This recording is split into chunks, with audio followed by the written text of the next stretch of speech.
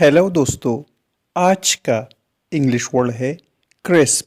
Crisp का क्या मतलब है, आइए सीखते हैं आज की इस छोटी सी वीडियो में। क्रिस्प मीन्स खस्ता होना या करारा। आइए इस वर्ड को सेंटेंसेस में इस्तेमाल करते हैं। We just want to make crisp. हम सिर्फ क्रिप्स बनाना चाहते हैं। The air was crisp and dry.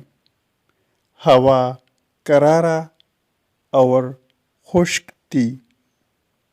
Dry means खुश्क। व्यूवर्स, चैनल को सब्सक्राइब करें और वीडियो को लाइक और शेयर ज़रूर करें। Thanks for watching.